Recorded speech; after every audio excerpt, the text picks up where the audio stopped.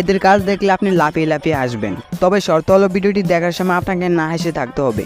আর যদি আপনি একটু হেসে দেন তাহলে ভিডিওতে লাইক এবং চ্যানেলটি সাবস্ক্রাইব করতে হবে। আর যদি আপনি আপনার হাসি কন্ট্রোল করতে পারেন তাহলে কমেন্ট করে যাবেন। এই সময় কম, শুরু করো। Number 3,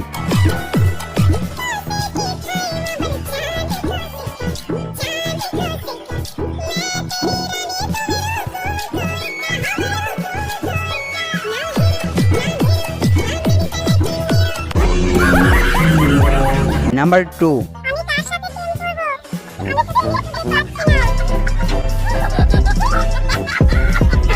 number 1,